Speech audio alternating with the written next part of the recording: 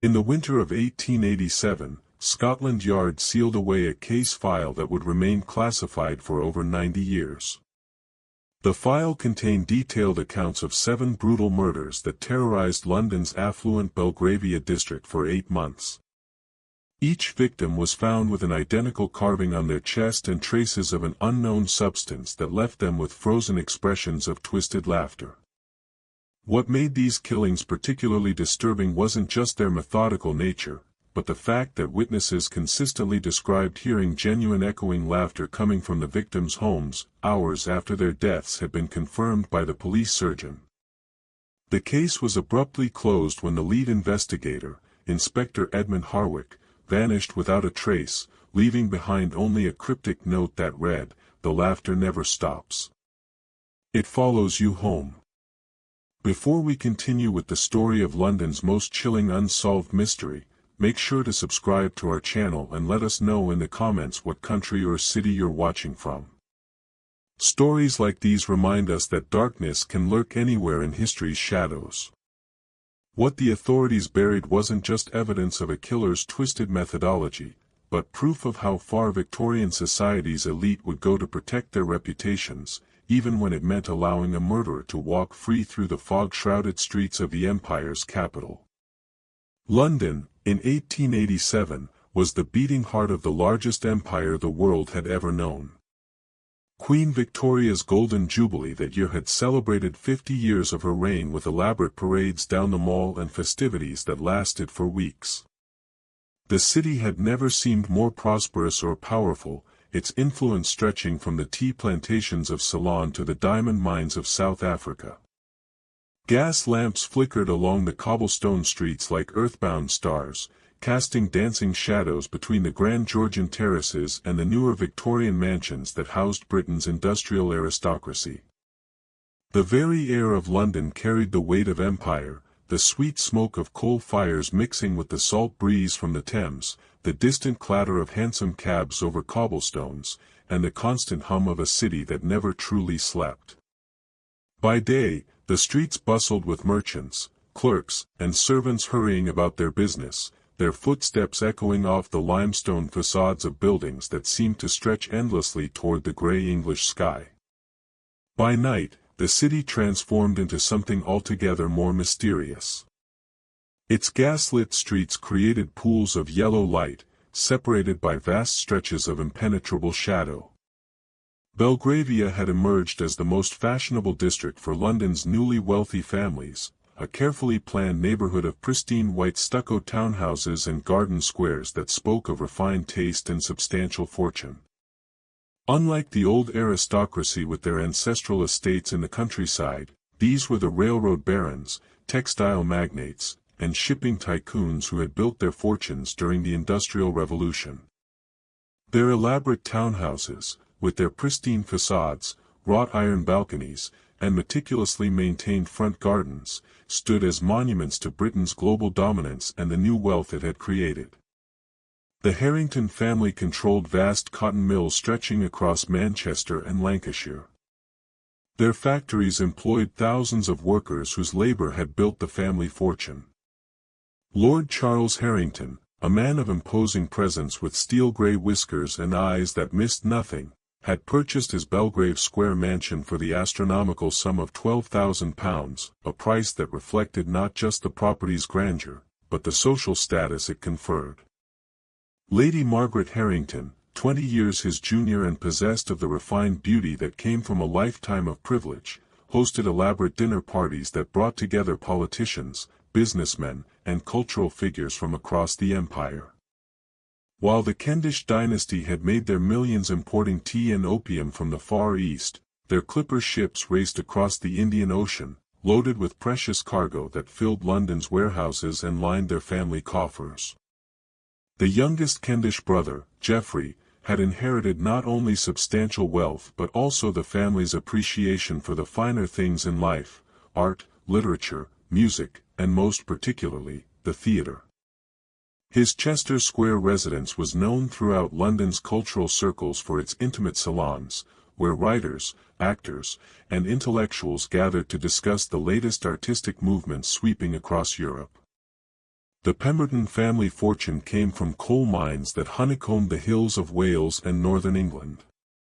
Their black gold fed the steam engines that powered Britain's industrial might. Lord William Pemberton, despite his rough beginnings as a miner's son, had transformed himself into one of London's most respected businessmen, though he never quite lost the trace of his working-class accent that marked him as nouveau riche among the established aristocracy. Inspector Edmund Harwick of Scotland Yard had been patrolling these privileged streets for 15 years, rising through the ranks from a common constable walking the dangerous beats of Whitechapel to one of the Metropolitan Police's most respected detectives. At 45, he possessed the methodical mind of a true Victorian gentleman, educated at a grammar school that had taught him to read Latin and Greek alongside his police training.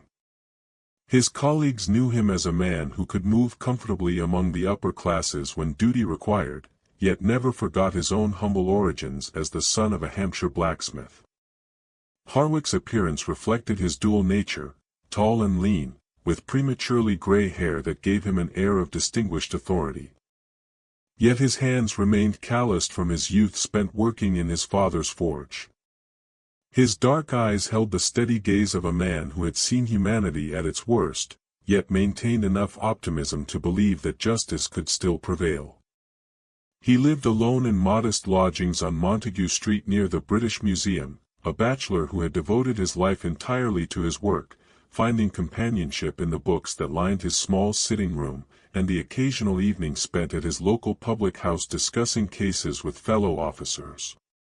The autumn of 1887 had been particularly harsh, with early frost appearing in Hyde Park by the first week of October, and thick yellow fogs rolling off the Thames to settle over the city like a suffocating blanket. These weren't the romantic mists of poetry, but the choking pea soupers that came from countless coal fires mixing with the natural fog off the river. The smoke-laden air could reduce visibility to mere yards, turning familiar streets into alien landscapes where even lifelong Londoners lost their way. On particularly foggy nights, the gas lamps seemed to float in space like disembodied spirits, their feeble light creating more shadows than illumination. The clip-clop of horses' hooves on cobblestones would emerge from the mist without warning, followed by the ghostly shape of a hansom cab, materializing and disappearing again into the gloom. It was said that Jack the Ripper himself would begin using these fogs to his advantage in the East End, though those murders lay nearly a year in the future.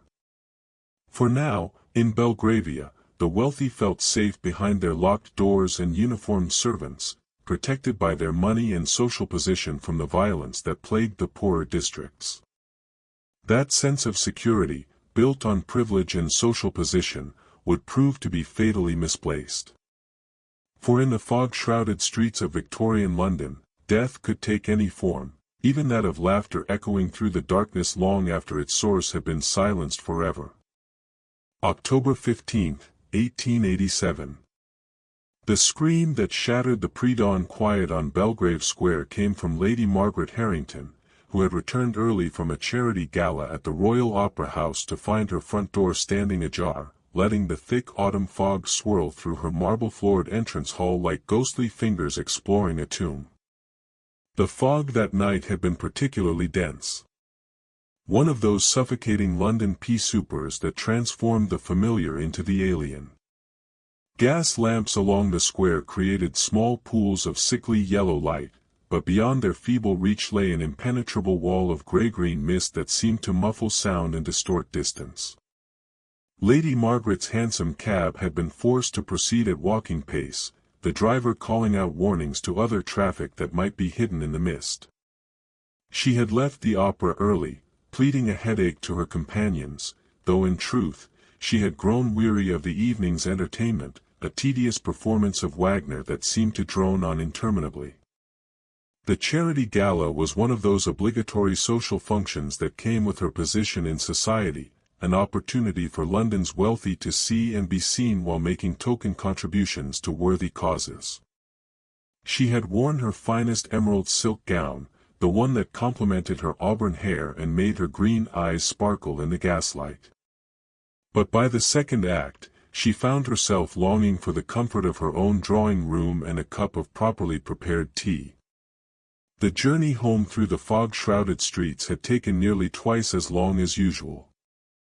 The familiar landmarks of Belgravia rendered invisible by the thick mist. Street after street looked identical in the murk, and even her experienced driver had been forced to stop twice to get his bearings by reading street signs in the dim glow of the gas lamps.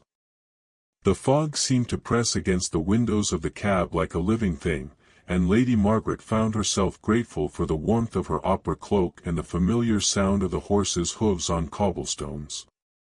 When they finally reached Belgrave Square, Lady Margaret noticed immediately that something was wrong. The front door of her townhouse stood slightly open, a rectangle of warm gaslight from the entrance hall spilling out into the fog like a golden invitation. This was unprecedented. Mrs. Evelina Whitfield, her head housekeeper, was known throughout the household for her rigid adherence to proper security procedures. Never in 23 years of faithful service had she left a door unlocked, let alone standing open to the London night. Lady Margaret's first thought was that perhaps Mrs. Whitfield had been taken ill and needed immediate medical attention. The housekeeper was approaching 60 and had been showing signs of the fatigue that came with age and a lifetime of hard work. Just the previous week, she had seemed unusually distracted, talking to herself more frequently than usual as she went about her duties. The other servants had mentioned hearing her engaged in what seemed like animated conversations in empty rooms, though when questioned, Mrs. Whitfield had simply smiled and claimed she was practicing elocution exercises. As Lady Margaret climbed the steps to her front door, her silk evening slippers clicking against the wet stone, she called out softly, "Mrs. Whitfield, Elena, are you quite well?" The fog seemed to swallow her voice, making even her own words sound strange and distant. The gas jets in the entrance hall flickered as the night air swirled through the open door, creating dancing shadows on the polished marble floor and the gilt-framed portraits that lined the walls. Mrs. Evelina Whitfield, the Harrington family's head housekeeper of 23 years, lay sprawled across the Persian carpet in the main drawing room, her body positioned with an almost theatrical precision that would haunt Lady Margaret for the rest of her days. Her silver hair, usually pinned back in a severe bun that reflected her no-nonsense approach to household management, had been carefully arranged around her head like a halo, each strand placed with deliberate artistry. Her weathered hands, which had scrubbed countless floors and polished endless pieces of silver during her decades of service, were folded peacefully across her chest in the manner of a proper Christian burial. But it was her face that transformed the scene from tragedy into nightmare. Mrs. Whitfield's features were frozen in an expression of such genuine rapturous laughter that it seemed like a mockery of death itself. Her mouth was open wide in what appeared to be a moment of absolute joy, her eyes crinkled with the kind of genuine mirth that usually accompanied the most delightful surprise. The effect was so lifelike that for a moment, Lady Margaret actually expected to hear the sound of her housekeeper's distinctive laugh echoing through the drawing room. The room itself showed signs of a violent struggle that contrasted horribly with the victim's peaceful final expression.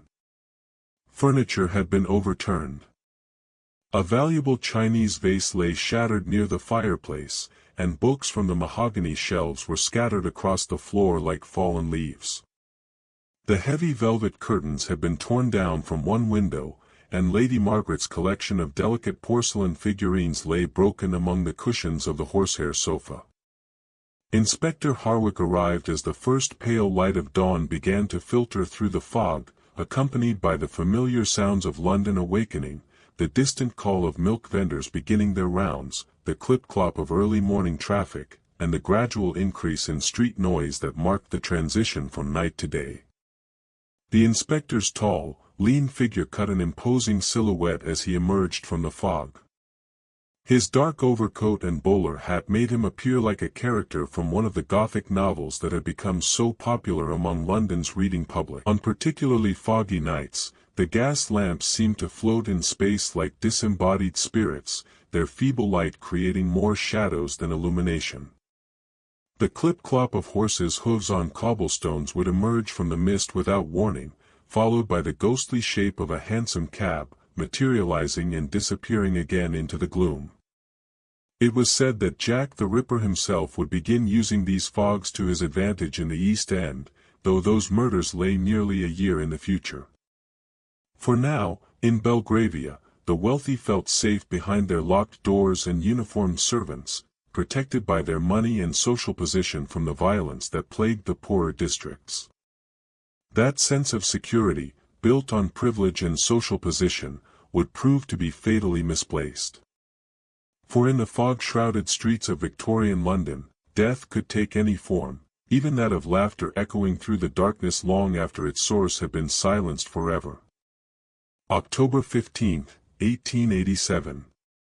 The scream that shattered the pre-dawn quiet on Belgrave Square came from Lady Margaret Harrington, who had returned early from a charity gala at the Royal Opera House to find her front door standing ajar, letting the thick autumn fog swirl through her marble-floored entrance hall like ghostly fingers exploring a tomb. The fog that night had been particularly dense. One of those suffocating London pea-soupers that transformed the familiar into the alien. Gas lamps along the square created small pools of sickly yellow light, but beyond their feeble reach lay an impenetrable wall of grey-green mist that seemed to muffle sound and distort distance. Lady Margaret's hansom cab had been forced to proceed at walking pace, the driver calling out warnings to other traffic that might be hidden in the mist. She had left the opera early, pleading a headache to her companions, though in truth, she had grown weary of the evening's entertainment, a tedious performance of Wagner that seemed to drone on interminably. The charity gala was one of those obligatory social functions that came with her position in society, an opportunity for London's wealthy to see and be seen while making token contributions to worthy causes. She had worn her finest emerald silk gown, the one that complemented her auburn hair and made her green eyes sparkle in the gaslight. But by the second act, she found herself longing for the comfort of her own drawing-room and a cup of properly prepared tea. The journey home through the fog-shrouded streets had taken nearly twice as long as usual. The familiar landmarks of Belgravia rendered invisible by the thick mist. Street after street looked identical in the murk, and even her experienced driver had been forced to stop twice to get his bearings by reading street signs in the dim glow of the gas lamps. The fog seemed to press against the windows of the cab like a living thing, and Lady Margaret found herself grateful for the warmth of her opera cloak and the familiar sound of the horses' hooves on cobblestones. When they finally reached Belgrave Square, Lady Margaret noticed immediately that something was wrong. The front door of her townhouse stood slightly open, a rectangle of warm gaslight from the entrance hall spilling out into the fog like a golden invitation. This was unprecedented. Mrs. Elenina Whitfield, her head housekeeper, was known throughout the household for her rigid adherence to proper security procedures. Never in 23 years of faithful service had she left a door unlocked, let alone standing open to the London night. Lady Margaret's first thought was that perhaps Mrs. Whitfield had been taken ill and needed immediate medical attention. The housekeeper was approaching 60 and had been showing signs of the fatigue that came with age and a lifetime of hard work.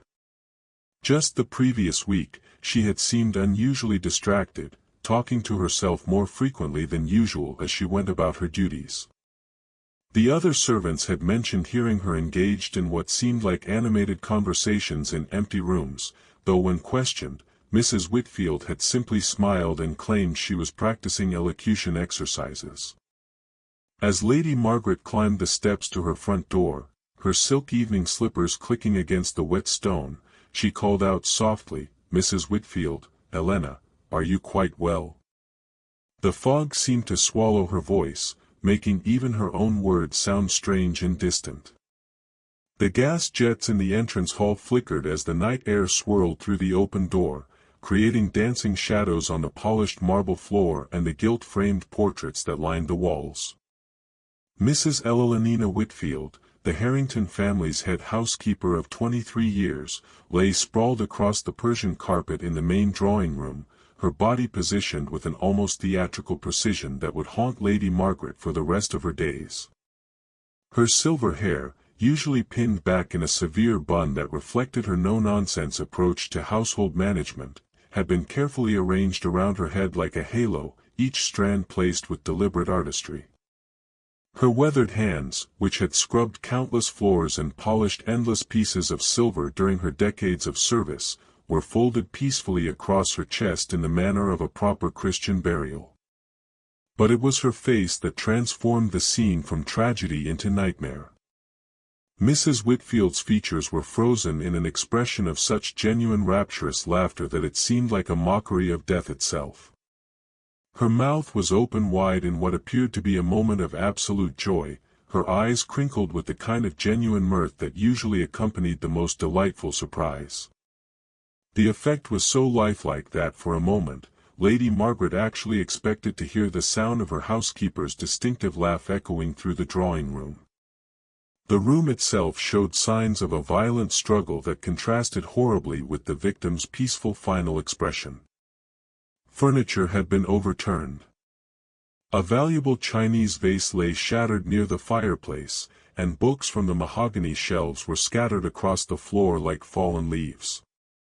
The heavy velvet curtains had been torn down from one window, and Lady Margaret's collection of delicate porcelain figurines lay broken among the cushions of the horsehair sofa. Inspector Hartwell arrived as the first pale light of dawn began to filter through the fog, accompanied by the familiar sounds of London awakening, the distant call of milk vendors beginning their rounds, the clip-clop of early morning traffic, and the gradual increase in street noise that marked the transition from night to day. The inspector's tall, lean figure cut an imposing silhouette as he emerged from the fog. His dark overcoat and bowler hat made him appear like a character from one of the Gothic novels that had become so popular among London's reading public. The scene was unlike anything Hartwell had witnessed in his long career with Scotland Yard, and he had seen enough violence to fill several lifetimes. Mrs. Whitfield's body showed clear evidence of a prolonged and violent struggle. Her fingernails were torn and caked with what appeared to be her attacker's skin and blood. Purple bruises encircled her throat like a necklace of violence, and defensive wounds along her forearms told the story of a woman who had fought desperately for her life. Yet her face displayed that unnaturally perfect expression of joy, as if she had died while witnessing something wonderfully amusing. "Blimey, sir," whispered Constable James Thornbury, Hartwell's young assistant, as he knelt beside the corpse with the queasy expression of a man seeing his first truly disturbing crime scene. Thornbury was barely 22, fresh from training at Scotland Yard, and still adjusting to the grim realities of police work in Victorian London. "Look at her expression, Inspector. What manner of madman could do such a thing? It's almost as if she died laughing." Inspector Hartwell examined the scene with his characteristic attention to detail, moving through the drawing room like a methodical scientist cataloging evidence. Every overturned piece of furniture, every scattered book, every broken ornament told part of the story of Mrs. Whitfield's final moments. He noted the positioning of the body, the careful arrangement of her hair, the deliberate folding of her hands, suggesting that the killer had spent considerable time with the victim after her death, staging the scene for maximum psychological impact. The killer had carved a small but precise symbol into the victim's chest just below her left collarbone, a theatrical mask that combined both comedy and tragedy in a single disturbing image. The kind of mask used in the grand theatres of the West End, where London's cultural elite gathered to see the latest productions by Shaw, Wilde, and other contemporary playwrights. The wound was shallow and clearly made after death. The edges clean and purposeful rather than frenzied. This was intended as the murderer's calling card rather than a fatal blow, a signature that spoke of planning and deliberation rather than sudden violence. But it was the peculiar cloying scent that permeated the drawing room that troubled Inspector Hartwell most deeply. Not the usual odor of death and decay that he had learned to expect at crime scenes, but something almost medicinal with a sweet undertone that reminded him of the ether used by surgeons at St. Bartholomew's Hospital. Yet this was more complex and deliberately crafted with layers of different chemical scents, suggesting sophisticated knowledge of pharmacology and chemistry. He had encountered similar chemical odors during a case 3 years earlier involving a disgraced physician who had been conducting illegal experiments with anesthetics on charity patients at Bethlehem Royal Hospital. That case had ended with the doctor's suicide and the destruction of his research. But the memory of those strange, sweet smells had lingered in Hartwell's mind like an unwelcome ghost. This was different, though, more sophisticated, more purposeful, suggesting someone with advanced knowledge of chemical compounds and their effects on the human body. Lady Margaret Harrington, still wrapped in her man opera cloak and trembling despite the warmth from the coal fire that one of the servants had hastily lit, could provide little useful information about the events leading up to the discovery. "I returned from the Royal Opera House shortly after midnight," she explained in her cultured accent, her voice barely above a whisper as she struggled to maintain the composure expected of a woman of her social standing. "We attended a charity gala. Rather a dreadful performance of Wagner's Ring Cycle if I'm being honest. I pleaded a headache and left early around 11. She paused, dabbing at her eyes with a delicate lace handkerchief embroidered with her family's coat of arms. "Ella Lenina should have been in bed hours ago. She was always so proper about keeping to her schedule, retiring each night at precisely 10 o'clock after ensuring that all the doors were locked and the gas jets properly extinguished. She had been with our family since before my marriage to Lord Charles, and never once in all those years had she deviated from her established routines." What Lady Margaret couldn't explain, and what would later become one of the most disturbing aspects of the case, was the strange detail that several neighbors would mention to Inspector Hartwell in hushed, nervous tones over the following days. Mrs. Gertrude Pembroke, who lived in the townhouse directly across the square, reported that she had heard the unmistakable sound of a woman's laughter coming from the Harrington residence well past 2 o'clock in the morning, hours after the police surgeon had confirmed Mrs. Whitfield's time of death as occurring between 11:30 and midnight. "It was the most peculiar thing, Inspector," Mrs. Pembroke explained when Hartwell called upon her the following afternoon. She was a matronly woman in her 60s, the widow of a successful barrister who had left her comfortably situated in one of Belgravia's finest addresses. "I was reading in my front sitting room. I suffer from insomnia, you understand, and often find myself unable to sleep until the early morning hours. The fog was so thick that I could barely see across the square, but sound carries strangely on such nights. At first, I thought perhaps Lady Margaret was entertaining late guests. Sometimes the upper classes keep rather unconventional hours, especially after attending the theater. But this laughter was different, Inspector. It went on for nearly an hour. The same woman's voice laughing again and again with such joy that it almost made me smile to hear it. Yet, there was something unsettling about it as well. Something that made me close my curtains and try to put it from my mind. The first victim had been claimed by what the newspapers would soon christen the Laughing Man.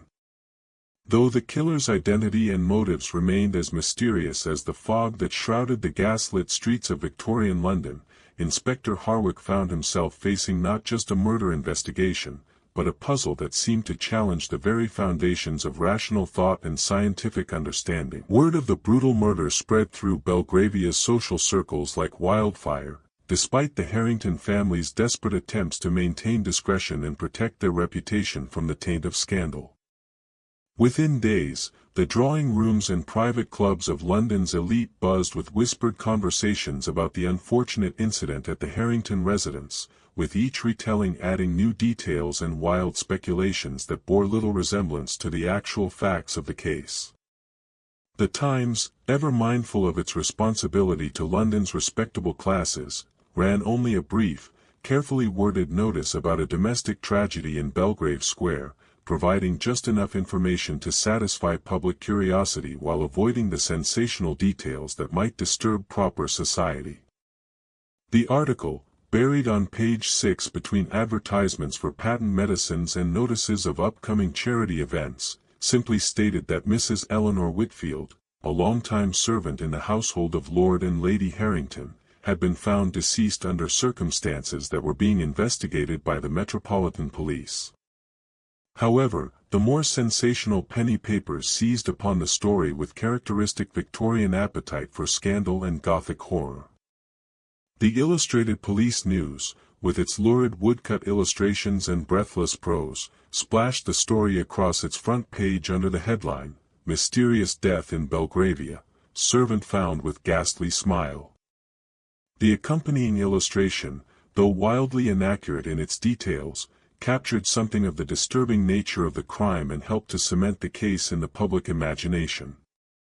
Inspector Hartwell found himself walking a delicate political tightrope that required all of his diplomatic skills and understanding of Victorian social hierarchy.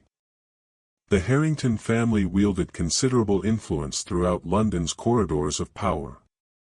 Lord Charles Harrington not only sat in the House of Lords but held substantial investments in railways across the empire and maintained close friendships with several members of Parliament. A single word from him could end a police career in disgrace or, conversely, launch an ambitious detective toward the upper echelons of Scotland Yard and a comfortable pension.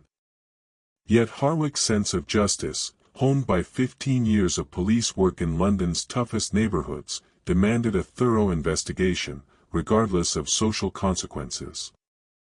He had seen too many cases where wealth and privilege had bought silence and allowed criminals to escape justice. Mrs. Whitfield, despite her humble position as a servant, deserved the same careful attention to her murder as would be given to any member of the aristocracy. The inspector's initial inquiries into Mrs. Whitfield's background revealed a woman who had lived an exemplary life of service and devotion to her employers. Born Elenina Caldwell in a small village in Yorkshire, she had come to London as a young woman of 18 to seek employment in one of the capital's grand houses. Through hard work, natural intelligence, and an innate understanding of the complex social dynamics that govern Victorian household management, she had risen from scullery maid to head housekeeper over the course of 2 decades. The other servants in the Harrington household spoke of Mrs. Whitfield with genuine affection and respect. Sarah Pembroke, the young scullery maid whose nervous demeanor reflected the trauma of discovering her superior's body, described a woman who had been both stern taskmaster and benevolent mentor. "She was always fair with us, was Mrs. Whitfield," Sarah explained, her voice barely above a whisper as she twisted her starched white apron between her trembling fingers. "Never raised her voice without cause and always willing to teach you the proper way of doing things if you showed willing to learn." Thomas Hartwell, the Harrington family's butler and Mrs. Whitfield's closest colleague among the household staff, painted a picture of a woman who took enormous pride in her work and had dedicated her entire adult life to the smooth operation of the household. "She knew every detail of this house, Inspector," he said, his formal bearing softening slightly as he spoke of his departed colleague. "Every piece of silver, every bit of china, every family tradition and social obligation. Lady Margaret relied on her completely, as did Lord Charles. She was more than a servant. She was the heart of this household." Yet, despite this glowing testimonial to her character and competence, the servants also revealed that Mrs. Whitfield had displayed some unusual behaviors in the weeks leading up to her death. Several mentioned her increasing tendency to engage in what seemed like elaborate conversations with invisible companions as she went about her daily duties. "She was always one for dramatics," explained Sarah Pembroke, her voice gaining confidence as she warmed to her subject. "Sometimes we'd hear her in the pantry or the wine cellar, doing voices like she was putting on a show for someone. Different characters, you see. Sometimes she'd be speaking like a grand lady, all posh and refined, and then she'd switch to a rough working-class accent, then maybe an Irish brogue or a Scottish burr. Made us laugh, it did, hearing her practice all those different ways of speaking. This theatrical connection intrigued Inspector Hartwell, particularly given the theatrical mask carved into the victim's chest and the bizarre expression of joy frozen on her face at the moment of death. He began to see a pattern emerging, though its significance remained unclear. Mrs. Whitfield's interest in theatrical performance, her apparent practice of different accents and characters, and the killer's choice of signature all suggested some connection to London's vibrant theatre community. The inspector decided to expand his investigation into London's theatre world, beginning with the grand playhouses of the West End, where London's cultural elite gathered to see the latest productions by celebrated playwrights like Oscar Wilde, George Bernard Shaw, and the emerging generation of realistic dramatists who were challenging Victorian sensibilities with their frank portrayals of social problems. The West End in 1887 was a tight-knit community where gossip traveled quickly among the performers, stage managers, directors, and theatre owners who made their living entertaining Victorian society's appetite for dramatic entertainment. The Lyceum Theatre, under the management of the legendary Henry Irving, had become the pinnacle of London theatrical achievement, while newer venues like the Savoy Theatre were experimenting with electric lighting and other technological innovations that promised to revolutionize the theatrical experience. It was during these theatrical inquiries that Inspector Hartwell first heard whispers of a mysterious figure who had been frequenting the music halls and legitimate theatres alike. A well-dressed gentleman who always attended performances alone, never spoke to anyone, but was occasionally seen laughing with such intensity during inappropriate moments that other patrons found it deeply disturbing. Several theater managers reported complaints from audience members about this individual's bizarre reactions to dramatic scenes, particularly those involving death, tragedy, or intense emotional content. "Gave me the shivers. Something terrible he did," confided Albert Grimby, manager of the Lyceum Theatre, as he led Inspector Hartwell through the empty theatre on a grey November afternoon. The vast auditorium, stripped of its usual evening glamour, seemed almost ghostly in the pale daylight filtering through the tall windows. This gentleman, and he was obviously a gentleman, mind you, from his clothes and bearing, sat in the same box seat for 3 consecutive nights during our production of Macbeth. Every time someone died on stage, every time Lady Macbeth delivered one of her mad scenes, he'd start laughing. Not chuckling or polite applause, you understand, but proper belly laughs that echoed through the entire theatre. Grimby paused in his narrative, clearly disturbed by the memory even weeks after the incident. The other patrons began to complain, said it was ruining their enjoyment of the performance. Mr. Irving himself noticed from the stage, and was quite put out by the disruption. We finally had to ask the gentleman not to return, though he took the request with remarkable good humor. Said he understood completely and complimented us on our authentic portrayal of mortality's absurdity. Those were his exact words, Inspector. Not the sort of thing you'd expect to hear from a typical theatre patron. Yet, when Hartwell pressed the various theatre managers and employees for detailed descriptions of this mysterious figure, the accounts varied significantly and often contradicted each other in ways that suggested either multiple individuals or someone with a remarkable talent for altering his appearance. Some remembered a tall man with dark hair and a prominent mustache reminiscent of the fashionable style favored by military officers, while others recalled someone shorter and clean-shaven with the pale complexion of a scholar or professional man. The only consistent details across all the accounts were that the mysterious patron always wore expensive evening clothes that marked him as a member of the upper classes, seemed to possess intimate knowledge of each performance, as if he had attended rehearsals or studied the scripts in advance, and displayed that disturbing tendency to laugh at moments when any normal person would feel sadness, fear, or dramatic tension. 3 weeks after Mrs. Whitfield's murder, as London's fog grew thicker with the approaching winter and the gas lamps seemed to burn with increasing desperation against the encroaching darkness, the killer struck again. This time, the victim was Mr. Geoffrey Cavendish, the younger brother of the tea-importing dynasty, found dead in his private study in Chester Square under circumstances that were both similar to and distinctly different from the first murder. The discovery was made by Mr. Kendish's manservant, a nervous young man named William Hartley, who had been in the gentleman's employ for less than 6 months. Hartley had arrived at the usual hour of 7 in the morning to light the fires and prepare his master's breakfast, only to find the study door locked from the inside, with no response to his increasingly frantic knocking. When the door was finally forced open by a locksmith summoned by the household's cook, the scene that greeted them was one that would be seared into their memories forever. Mr. Geoffrey Kendish sat upright in his favorite leather armchair, a massive piece of furniture positioned beside the fireplace where he customarily spent his evenings reading and corresponding. He was dressed in his burgundy velvet smoking jacket and appeared at first glance to be merely sleeping, his head tilted back against the chair's high back and his hands resting comfortably on the armrests. But like Mrs. Whitfield before him, his face was frozen in that same expression of ecstatic, rapturous laughter that seemed to mock the very concept of death itself. The study itself told a different story than the first crime scene, where Mrs. Whitfield's death had occurred during a violent struggle that left the Harrington drawing room in shambles. Mr. Kendish appeared to have died peacefully, almost as if he had simply succumbed to an overwhelming fit of mirth while reading. The room remained perfectly ordered, with not a single book out of place on the mahogany shelves that lined the walls from floor to ceiling.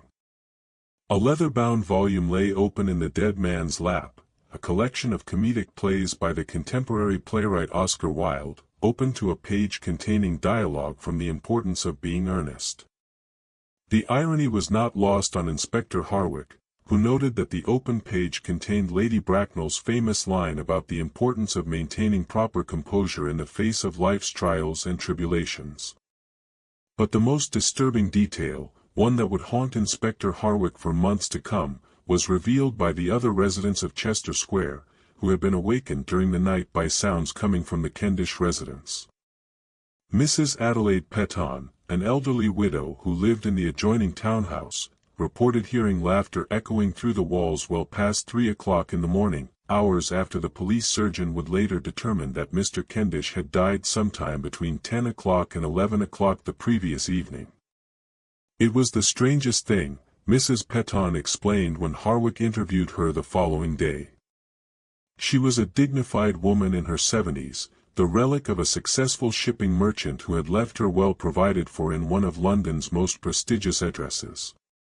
The walls between our houses are quite thick. They were built to ensure privacy for families of quality. Yet I could hear this gentleman's laughter as clearly as if he were sitting in my own drawing room. She paused to pour tea from an elaborate silver service, her hands trembling slightly with age or nervousness. What troubled me most was the duration of it, Inspector.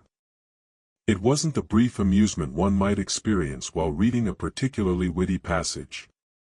This laughter continued for hours, sometimes stopping for a few minutes only to resume with even greater intensity. I finally took a sleeping powder around 4 o'clock in the morning, but even then, I could hear it echoing through my dreams. Inspector Harwick's investigation into Geoffrey Kendish's background revealed a man who moved in entirely different circles from Mrs. Whitfield, making the connection between the victims even more puzzling. Kendish was a gentleman of independent means, educated at Cambridge University, where he had studied classics and literature before inheriting a substantial fortune from his family's tea-importing business. Unlike his older brother Marcus, who managed the family's commercial interests with ruthless efficiency, Geoffrey had chosen to pursue a life of intellectual and cultural interests. He was a regular patron of London's theatre scene, known throughout the West End as a generous supporter of new playwrights and innovative productions. His Chester Square residence was famous throughout London's cultural circles for its intimate salons where writers, actors, critics, and intellectuals gathered twice weekly to discuss the latest artistic movements sweeping across Europe. Oscar Wilde himself had been a frequent guest, as had George Bernard Shaw, the controversial Irish playwright whose realistic dramas were challenging Victorian sensibilities with their frank portrayals of social problems. Kendish had never married, preferring to dedicate his life to the pursuit of knowledge and aesthetic experience. His private library contained over 3,000 volumes covering subjects ranging from classical literature to the latest scientific treatises on human psychology and behavior. He was known among his circle for his particular interest in the emerging field of psychology, especially theories about the relationship between mental states and physical expression. The connection between Mrs. Whitfield and Mr. Kendish remained elusive despite Inspector Hartwell's increasingly desperate efforts to find common ground between the victims. She was a working-class woman who had spent her life in service to others, while he was an educated gentleman who moved among London's cultural elite. Their social worlds rarely intersected, yet both had been killed by the same methodical hand, both left with that haunting expression of joy, and both had somehow continued laughing hours after their deaths. It was Constable Thornbury, still eager to prove himself despite his queasy reaction to violent crime scenes, who made the breakthrough discovery that would crack the case wide open. While conducting a thorough search of Kendish's study under Inspector Hartwell's supervision, the young constable noticed that the wooden panel behind the gentleman's massive desk seemed slightly loose. Further investigation revealed a secret compartment containing a collection of items that shed an entirely new light on the investigation.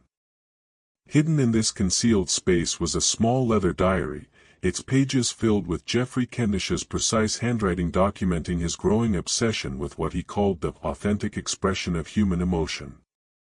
The diary entries spanning the previous 6 months revealed a man who had become increasingly fascinated with the idea that most human expressions of feeling were mere social performances designed to meet the expectations of Victorian society, rather than genuine manifestations of inner experience. June 3, 1887. Read one particularly revealing entry. Attended the Pettons' dinner party this evening. Observed Mrs. Harrington's housekeeper, a woman of remarkable theatrical sensibility. While serving the soup course, she displayed what appeared to be genuine amusement at Lady Petton's story about her difficulties with her new cook. Unlike the polite, restrained laughter of the dinner guests, this woman's response seemed completely authentic and unfiltered by social convention. Would be most interested to study her reactions under more controlled circumstances. Another entry dated just 2 weeks before Kendish's death was even more disturbing. Have made contact with Dr. H regarding the experiments we discussed. He has agreed to collaborate on our investigation into the chemical induction of authentic emotional states. The preliminary compounds show remarkable promise for overriding the social conditioning that suppresses genuine human response. If successful, we shall finally witness pure, unrestrained emotion in its most natural form. But it was the final entry written just 2 days before his death that sent a chill through Inspector Hartwell's spine as he read it by the flickering gaslight in Kendish's study. The work begins tomorrow night. Dr. H has perfected the compound that will allow us to witness genuine human emotion stripped of all social pretense. I have volunteered to be the first subject, confident that my scientific curiosity will overcome any temporary discomfort. If successful, we shall finally understand what lies beneath the masks we all wear in polite society. The diary revealed that Geoffrey Kendish had not been a victim at all, but a willing participant in some horrific experiment that had gone catastrophically wrong. But who was this mysterious Dr. H mentioned throughout the entries, and what was the nature of these chemical compounds that could apparently induce such extreme emotional states while simultaneously causing death? Inspector Hartwell's mind raced as he considered the implications. If Kendish had been a willing subject, then Mrs. Whitfield's murder took on an entirely different character. Perhaps she had not been a random victim either, but somehow connected to these experiments in ways that were not yet apparent. The theatrical elements, the carved masks, the frozen expressions of laughter, the continued sounds of mirth hours after death, all suggested a killer with deep knowledge of both chemistry and human psychology. Hidden beneath the diary, Constable Thornberry discovered a collection of correspondences that provided additional clues to the mystery. Letters, written in an educated hand and signed only with the initial H, discussed complex chemical formulas and theories about the relationship between consciousness and emotional expression. One letter dated 3 months earlier was particularly revealing. "My dear Kendish," it read, "your observations about the artificial nature of social emotion confirm my own research into the chemical basis of human feeling. I believe we are on the verge of a breakthrough that will revolutionize our understanding of consciousness itself. The compounds I have developed can bypass the social conditioning that suppresses authentic response, allowing us to observe pure emotion in its natural state. However, I must caution you that the effects are not yet fully understood, and the dosage requires precise calculation to avoid unintended consequences." As Inspector Hartwell read through the correspondence, he began to piece together a picture of systematic experimentation that went far beyond simple murder. Someone with advanced knowledge of chemistry and psychology had been conducting research into the manipulation of human emotion using London's unsuspecting population as test subjects. The theatrical elements weren't random signatures, but carefully chosen symbols representing the artificial nature of social performance versus authentic emotional expression. Just when we thought we'd seen it all, the horror in London's most fashionable district intensifies. If this story is giving you chills, share this video with a friend who loves dark mysteries. Hit that like button to support our content, and don't forget to subscribe to never miss stories like this. Let's discover together what happens next in this twisted tale of Victorian London. Inspector Hartwell realized with growing horror that he was no longer investigating random murders, but systematic human experimentation conducted by someone with sophisticated knowledge of chemistry and psychology. The revelation transformed his entire approach to the case, shifting from hunting a conventional killer to pursuing what amounted to a mad scientist using London's population as laboratory subjects. The inspector's inquiries into Geoffrey Kendish's intellectual circle led him deep into the shadowy world of Victorian pseudoscience and experimental medicine. London in 1887 was a hotbed of scientific innovation and speculation, where legitimate research often blurred with quackery and where ambitious men pushed the boundaries of ethical experimentation in pursuit of fame and discovery. Kendish had been a member of several intellectual societies that met regularly in the private rooms of gentlemen's clubs throughout London. The Annam Club, with its imposing neoclassical facade overlooking Pall Mall, served as headquarters for the Royal Geographic Society and attracted the most distinguished men of science and letters in the empire. But it was the smaller, more specialized groups that caught Inspector Hartwell's attention. Organizations like the Society for Psychical Research and the London Anthropological Institute, where the latest theories about human consciousness and behavior were debated with passionate intensity. Among the regular attendees at these gatherings was Dr. Sebastian Hartwell, a former physician who had been stripped of his medical license 3 years earlier following accusations of conducting unauthorized experiments on patients at Bethlehem Royal Hospital, the infamous Bedlam Asylum, where London's mentally ill were confined under conditions that would have shocked even the callous sensibilities of Victorian society. Dr. Hartwell's fall from grace had been spectacular and well documented in the medical journals of the day. Once considered one of London's most promising young physicians with a practice in fashionable Harley Street and a reputation for innovative treatments of nervous disorders, he had gradually become obsessed with the physical manifestations of mental states. His research had focused particularly on the facial expressions that accompanied extreme emotions, and he had developed increasingly controversial theories about the possibility of chemically inducing specific psychological states. Hartwell was brilliant. "I'll give him that," explained Professor Marcus Rathel of University College London when Inspector Hartwell tracked him down to his cluttered office overlooking Gower Street. Rathel was himself a respected researcher in the emerging field of experimental psychology and had known Hartwell during their student days at Edinburgh University. But he was utterly without moral constraints when it came to his research. He believed that true scientific progress required experimentation that pushed beyond the boundaries of conventional ethics.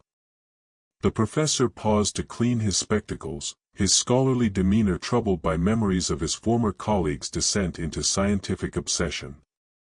Hartwell spoke often of developing chemical compounds that could induce specific emotional states while keeping the subject conscious and aware. He was particularly interested in the expression of joy and laughter, believing that genuine happiness was the most difficult emotion to produce artificially. His goal was to create what he called pure emotional experience, stripped of all social conditioning and conscious control. When Inspector Harwick attempted to locate Dr. Hartwell, he discovered that the man had vanished from his modest lodgings in Bloomsbury several weeks earlier, leaving behind only a collection of disturbing notebooks filled with detailed anatomical drawings of facial muscles and chemical formulas that seemed designed to affect the human nervous system. The landlady, Mrs. Agnes Butterworth, reported that her tenant had been conducting strange experiments in his rooms, often working late into the night with chemical apparatus that filled the boarding house with unusual odors. Strange gentleman he was, Mrs. Butterworth explained as she led Inspector Harwick through the empty rooms that had served as Dr. Hartwell's laboratory and living quarters. Always polite and paid his rent promptly. But there were such peculiar smells coming from his rooms at all hours. Sweet chemical odor that made your eyes water and sometimes sounds like someone practicing speeches or theatrical performances. The rooms themselves provided disturbing evidence of the scope of Dr. Hartwell's research. Hidden behind a false wall, Inspector Harwick discovered a complete chemical laboratory equipped with glass retorts, heating apparatus, and an extensive collection of bottles containing various powders and liquids. Most troubling were the detailed notes describing experiments with different chemical combinations and their effects on human subjects, though the identity of these subjects remained unclear. One notebook contained precise measurements and observations that chilled Inspector Harwick to the bone. Subject displays involuntary laughter beginning approximately 15 minutes after administration. Expression becomes increasingly intense over next 30 minutes, reaching peak euphoria at 45-minute mark. Subject remains conscious throughout process but appears unable to control facial muscles or vocalization. Effect persists for approximately 6 hours after cessation of vital functions, suggesting compound effects nervous system on fundamental level. The inspector's sense of urgency intensified when he learned that several more members of Belgravia's elite had reported disturbing incidents in recent days. Lady Victoria Petton, the widow who lived near the Kendish residence, had discovered clear evidence that someone had been in her house during her absence the previous week. Though nothing had been stolen, several items had been moved and rearranged in ways that suggested systematic searching. It was the most unsettling thing, Lady Petton explained as she served tea in her elegant morning room overlooking Chester Square. I returned from visiting my sister in Brighton to find that someone had been through my private papers. Nothing was missing, you understand. But my desk had been searched and my personal correspondence had been read. Most disturbing of all, several books from my library were missing. All volumes dealing with theatrical performance and the expression of emotion. Lord Hamilton Fairfax, whose mansion on Eaton Square housed one of London's finest private libraries, reported a similar incident. His study had been entered and ransacked, though the intruder had shown remarkable selectivity in what they chose to examine. The fellow seemed to know exactly what he was looking for, Lord Fairfax explained to Inspector Harwick. He ignored the valuable first editions and rare manuscripts that would have been worth a fortune to any common thief. Instead, he took only books dealing with psychology, anatomy, and theatrical performance. Most peculiar behavior for a burglar. But it was Mrs. Charlotte Bramwell's experience that provided the most chilling evidence of the killer's methodical approach. The widow of a successful solicitor, Mrs. Bramwell lived alone, except for her household staff, in a grand townhouse on Belgrave Square, directly across from the Harrington residence where the first murder had occurred. For the past 2 weeks, she had noticed a well-dressed gentleman watching her house from the shadows across the street, always disappearing when she attempted to get a better look at him. He seemed to be studying the house, Inspector, she explained, her voice trembling with suppressed fear. Not like a common burglar looking for an opportunity, but more like someone making careful observations for a specific purpose. I began to feel like a specimen being examined under a microscope. Mrs. Bramwell's description of her mysterious observer matched some of the accounts given by theater managers about the strange patron who laughed inappropriately during dramatic performances. A tall, well-dressed gentleman with the bearing of an educated man, but something unsettling in his manner that made people uncomfortable without being able to identify exactly what disturbed them. Inspector Hartwell realized that all of these individuals, Lady Petton, Lord Fairfax, and Mrs. Bramwell, shared a crucial connection that chilled him to the bone. They had each attended the same series of lectures on the science of human expression given by Dr. Sebastian Hartwell at the Royal Institution earlier that year, before his research had been exposed and his medical license revoked. The pattern became even more ominous when Hartwell discovered that both Mrs. Whitfield and Geoffrey Kendish had also attended those same lectures. Mrs. Whitfield, despite her position as a servant, had somehow gained access to the scientific presentations, while Kendish had been a regular attendee who often engaged the lecturer in detailed discussions after each session. The lectures had been advertised as an exploration of the latest scientific understanding of human emotion and its physical manifestations, drawing audiences from London's intellectual and cultural elite. Dr. Hartwell had used the platform to present his theories about authentic versus artificial emotional expression, arguing that most human feelings were mere social performances rather than genuine psychological states. According to newspaper accounts of the lectures, Dr. Hartwell had been particularly persuasive in his argument that true scientific understanding of human nature required the study of emotion in its pure, unfiltered form. He had suggested that chemical compounds might be developed to bypass social conditioning and reveal the authentic emotional responses that lay buried beneath the veneer of civilized behavior. What none of the audience members had realized was that Dr. Hartwell was not merely presenting theoretical possibilities, but outlining a program of human experimentation that he intended to conduct, using members of the audience as unwitting subjects. The killer wasn't choosing victims randomly. He was working methodically through a list of people who had shown interest in his disturbing theories about the manipulation of human emotion. As winter deepened and the London fogs grew thicker, transforming the gaslit streets into a maze of shadows and uncertainty, Inspector Hartwell found himself racing against time to protect potential victims while hunting a killer who understood human psychology in ways that defied conventional police methods. The case had evolved far beyond simple murder investigation. It had become a desperate attempt to stop systematic human experimentation conducted by someone who viewed his fellow human beings as nothing more than laboratory specimens. The inspector's investigation revealed that Dr. Hartwell had been preparing for his experiments for months, carefully selecting subjects who had demonstrated interest in his theories and systematically gathering information about their habits, schedules, and vulnerabilities. The theatrical elements, the carved masks, the frozen expressions of laughter, the posthumous sounds of mirth, weren't random signatures, but carefully crafted symbols designed to demonstrate his theories about the artificial nature of social emotion.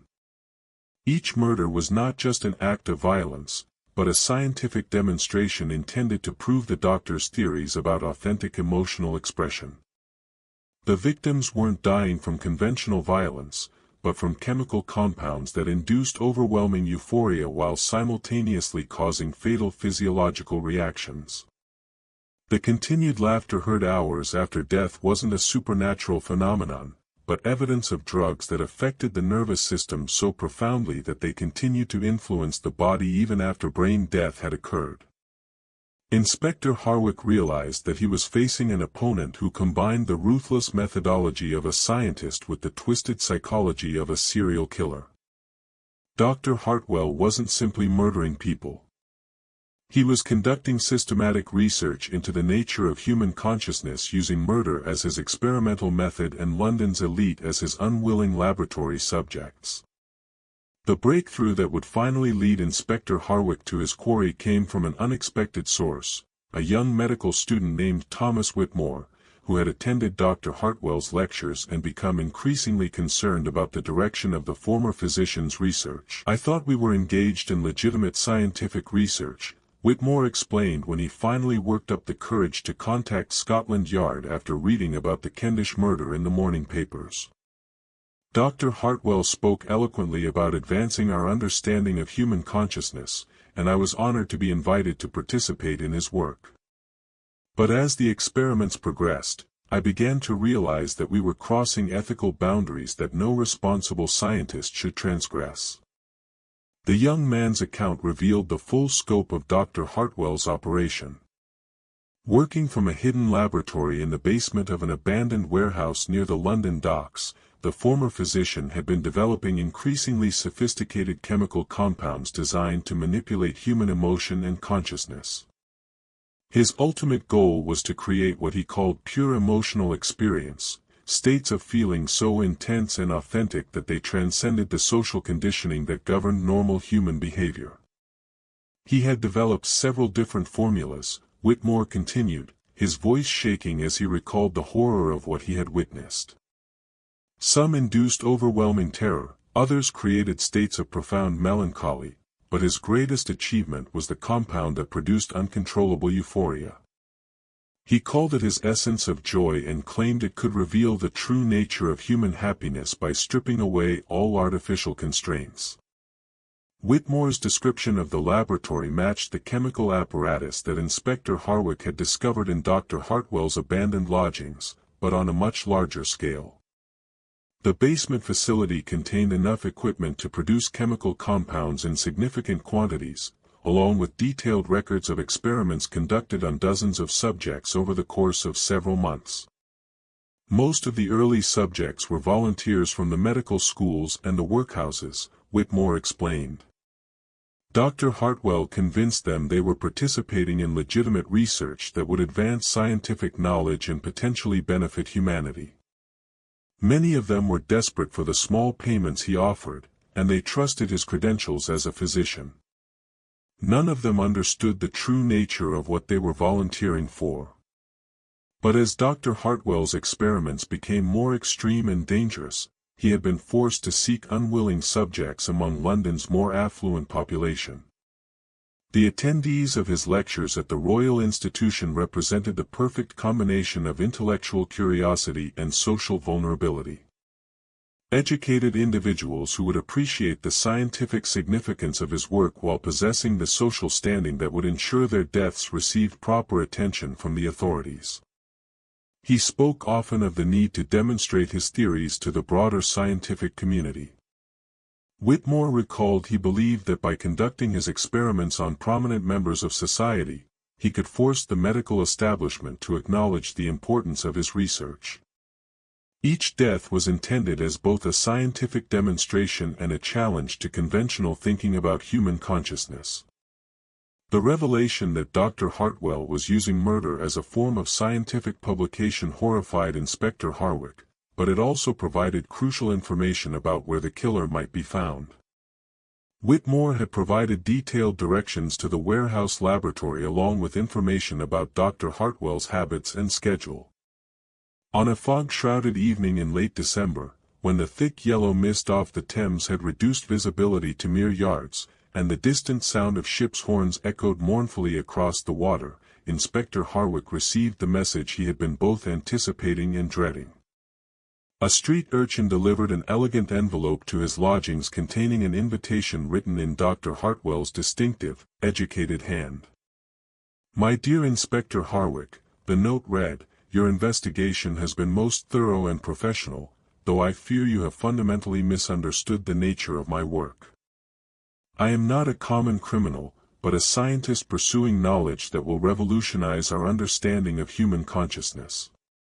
If you wish to witness the culmination of my research and understand the true significance of what I have accomplished, I invite you to join me at the Adelphi Theater at midnight tonight. Come alone and prepare to observe the most authentic expression of human emotion ever recorded by science. Your investigation ends tonight, as does your limited understanding of what it means to be truly human. Inspector Hartwell knew without question that it was a trap designed to make him the final subject in Dr. Hartwell's horrific experiments. But 3 months of fruitless investigation had left him with few alternatives, and his sense of duty demanded that he face whatever dangers lay ahead in order to prevent further murders. He made careful arrangements for backup officers to follow at a distance, armed himself with both his service revolver and a small bottle of smelling salts that might counteract chemical incapacitation, and set out through the fog-shrouded streets toward what he suspected would be his final confrontation with the Laughing Man. The Adelphi Theater stood dark and empty on the Strand, its grand neoclassical facade casting eerie shadows in the weak gaslight that struggled to penetrate the thick fog. The stage door had been left unlocked, and Inspector Hartwell found himself walking through empty corridors lined with theatrical posters advertising productions that had entertained London audiences for decades. The building seemed to echo with the ghostly memories of thousands of past performances, the very air thick with the accumulated emotions of countless actors and spectators. As he made his way toward the main auditorium, Inspector Hartwell could hear voices coming from the stage. Not the single voice he had expected, but what sounded like a conversation between multiple individuals. The revelation that Dr. Hartwell was not alone sent a chill through the inspector's spine as he realized that the scope of the conspiracy might be far larger than he had imagined. He found them illuminated on the stage by a single calcium light that cast harsh shadows across the ornate proscenium arch. Dr. Sebastian Hartwell stood center stage like a lecturer addressing an invisible audience, and beside him, very much alive, despite the official reports of his death, was Geoffrey Kendish. The younger Kendish brother had not been murdered at all but had been a willing collaborator in Dr. Hartwell's experiments from the very beginning. "Inspector," Dr. Hartwell called out, his voice carrying easily through the empty theater with the trained projection of a man accustomed to addressing large audiences. "How extraordinarily punctual of you to join our final performance. Please do take a seat in the front row. You'll want to observe the proceedings closely, as they represent the culmination of years of scientific research into the nature of authentic human emotion." The truth, when it finally emerged in Dr. Hartwell's lengthy explanation, was more disturbing than Inspector Hartwell had dared imagine.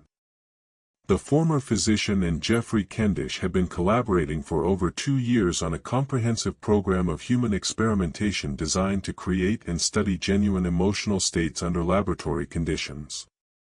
What had begun as theoretical discussions about the artificial nature of social emotion had gradually evolved into systematic murder disguised as scientific research. "The beauty of our methodology, Inspector, lies in its precision and elegance," explained Kendish, with the chilling academic detachment of a university lecturer discussing a particularly interesting specimen. "We have succeeded in developing chemical compounds that can induce any desired emotional state while maintaining the subject's complete consciousness and awareness."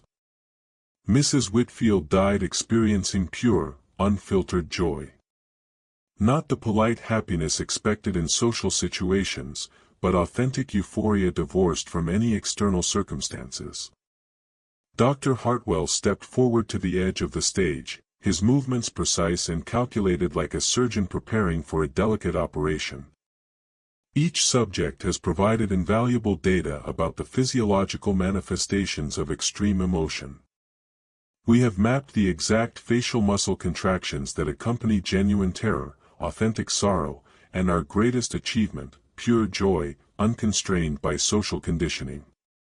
The continued vocalizations heard after clinical death, Inspector Hartwell now understood, represented evidence that the compounds affected consciousness at levels far deeper than previously thought possible.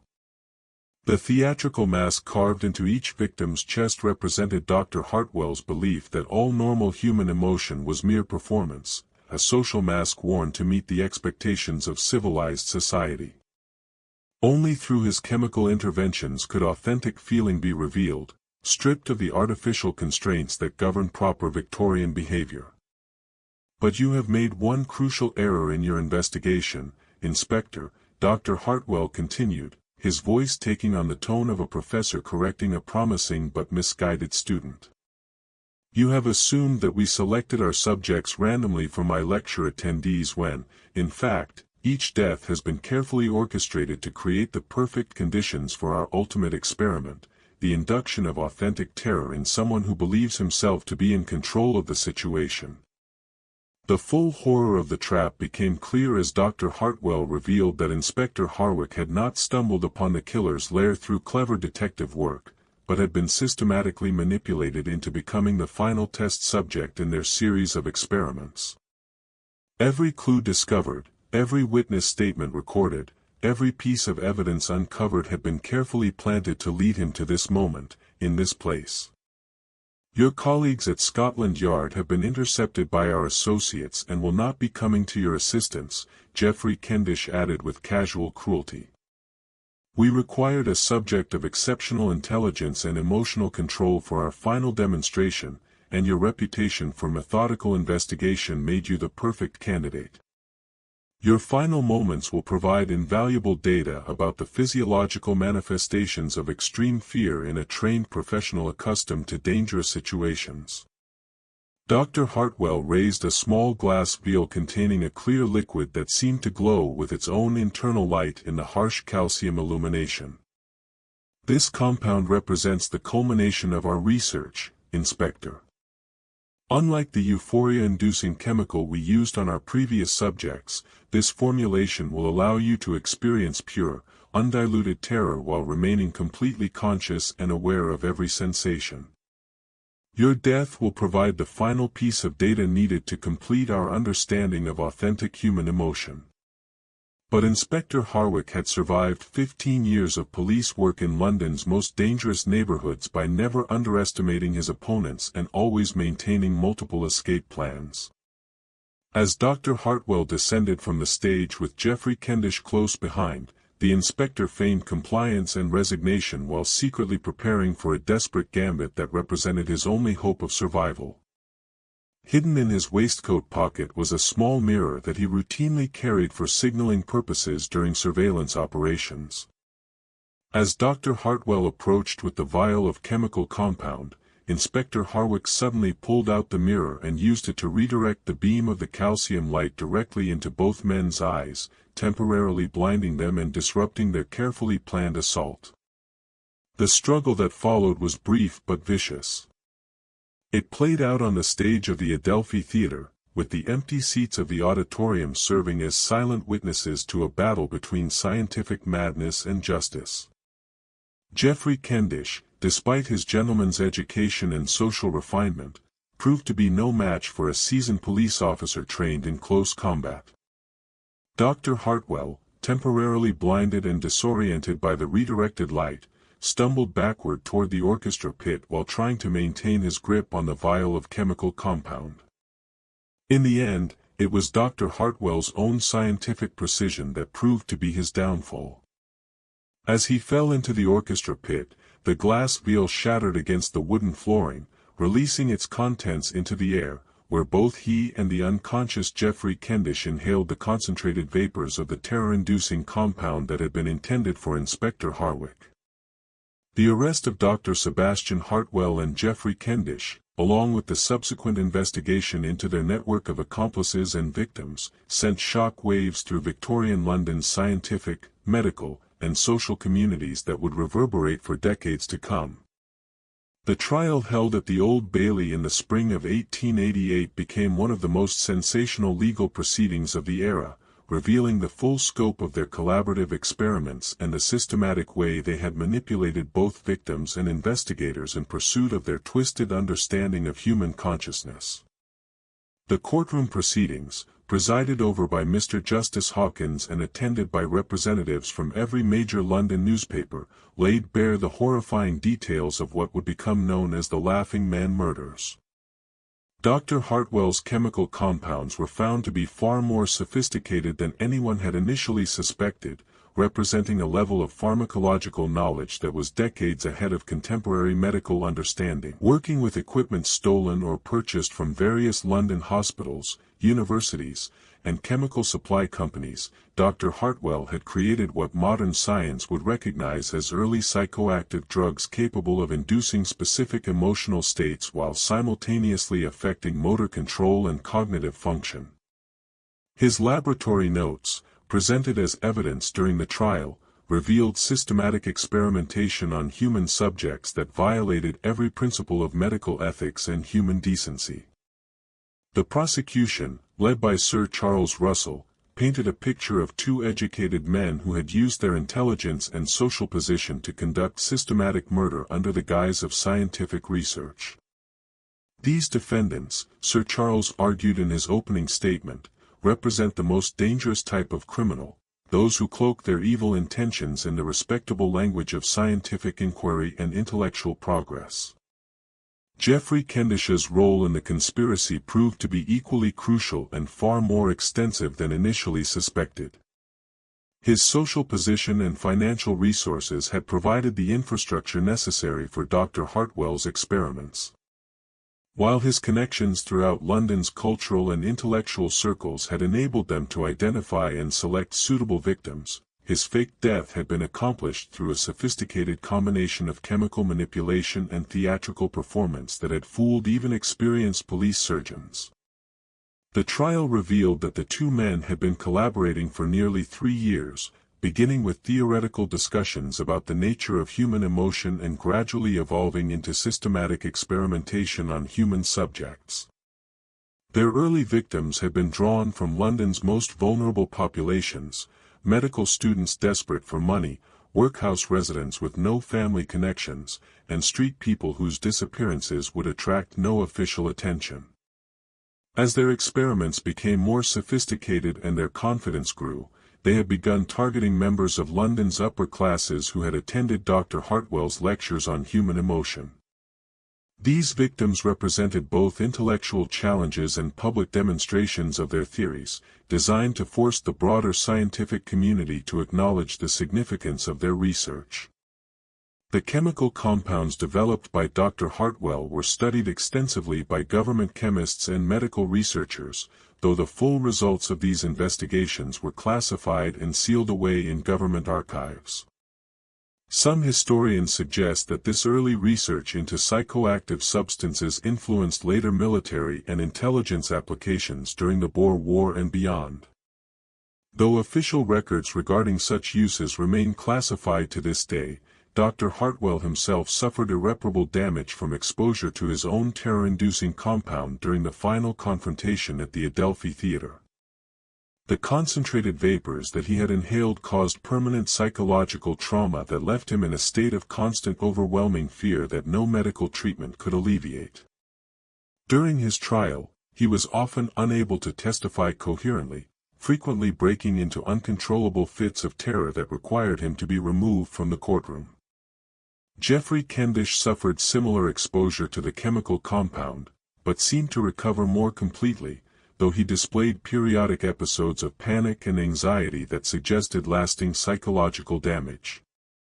His testimony during the trial provided crucial details about the scope and methodology of their experiments, though he showed no apparent remorse for the suffering they had caused. The case represented a turning point in criminal investigation methods, demonstrating the need for police officers to understand not just traditional criminal motivations, but also the potential for scientific knowledge to be perverted for evil purposes. Inspector Harwick's methodical approach and willingness to pursue leads into London's intellectual community became a model for future investigations involving educated criminals who used their knowledge and social position to commit sophisticated crimes. Inspector Harwick himself was promoted to Chief Inspector following the successful resolution of the case. Though the experience left lasting effects on his personal and professional life, he became one of Scotland Yard's leading experts on cases involving scientific or medical elements, consulted regularly by other police forces throughout the Empire when they encountered crimes that seemed to involve specialized knowledge.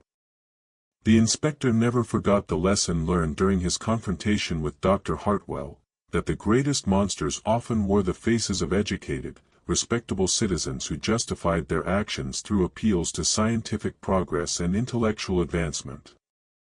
His subsequent cases frequently involved professionals who had used their specialized knowledge to commit crimes that would have been impossible for ordinary criminals to conceive or execute.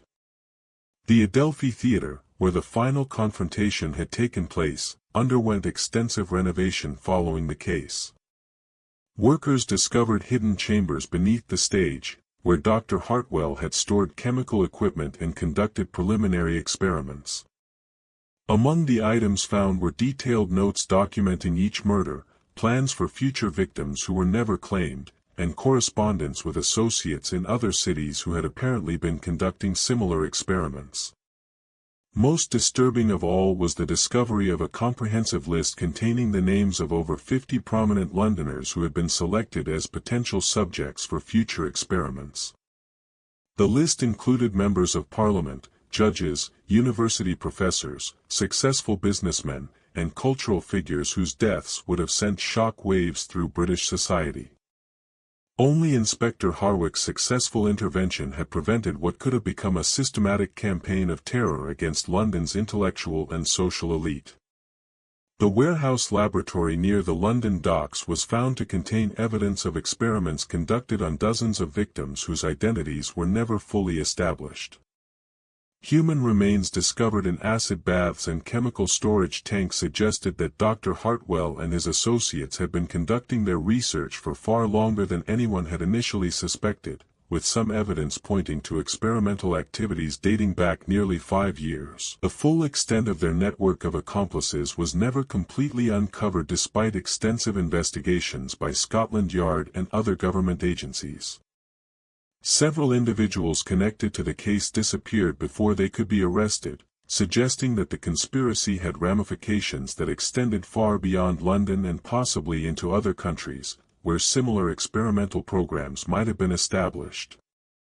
Dr. Sebastian Hartwell was sentenced to death by hanging, though the sentence was later commuted to life imprisonment in Broadmoor Criminal Lunatic Asylum due to his obvious mental incapacity resulting from exposure to his own chemical compounds. He died in custody less than 2 years later under circumstances that were never fully explained, though prison medical records suggest that his constant state of terror eventually caused complete cardiovascular failure.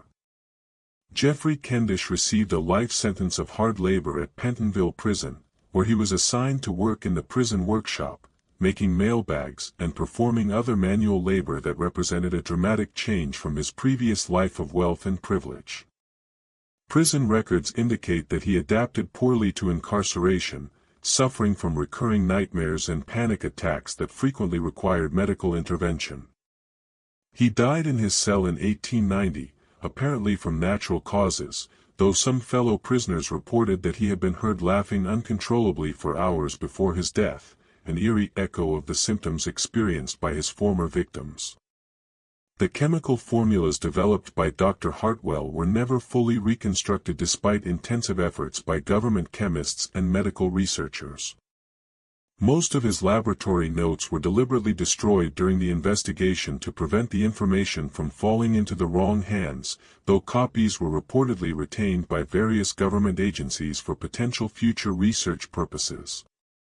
The case of the Laughing Man murders became a cautionary tale about the dangers of unregulated scientific experimentation and the potential for educated individuals to justify horrific crimes through appeals to intellectual progress. It influenced the development of new regulations governing medical research and contributed to the establishment of ethical guidelines that would eventually evolve into modern standards for human experimentation. Inspector Hartwell's investigation methods were studied and emulated by police forces throughout the British Empire and beyond, contributing to the development of modern criminal investigation techniques that emphasize the importance of understanding the psychology and methodology of educated criminals. His detailed case notes became required reading at police training academies and influenced a generation of detectives who faced increasingly sophisticated criminal enterprises. The social impact of the case extended far beyond the immediate circle of victims and their families. London's intellectual community was forced to confront the uncomfortable reality that scientific progress was not inherently virtuous and that education and social position provided no guarantee of moral behavior. The case contributed to growing skepticism about unregulated scientific research and helped fuel public support for increased oversight of medical and psychological experimentation. This mystery shows us how the Victorian era's unbridled faith in scientific progress could create an environment where educated individuals felt justified in treating human lives as mere subjects for experimentation. The pursuit of knowledge divorced from moral consideration and ethical constraints led to crimes that were far more horrifying than any committed by ordinary criminals motivated by greed or passion. The case reminds us that the most dangerous individuals are often those who possess the intelligence and education to rationalize their evil actions through appeals to higher purposes. Dr. Hartwell and Geoffrey Kendish genuinely believed that their research would advance human understanding and benefit society, even as they systematically murdered innocent people in pursuit of their twisted vision of scientific progress. What do you think of this story? Do you believe that all the victims were discovered, or might there have been others whose deaths were never connected to Dr. Hartwell's experiments? The systematic nature of their research and the evidence of a broader network of accomplices suggests that the true scope of their crimes may never be fully known. Leave your comment below with your thoughts about this dark chapter in Victorian London's history. If you enjoyed this chilling tale from the gaslit streets of 1887 London and want more horror stories like this, subscribe to our channel, hit the notification bell, and share with someone who loves historical mysteries. The fog-shrouded world of Victorian London holds many more secrets waiting to be uncovered. And we'll continue exploring the darkest corners of history.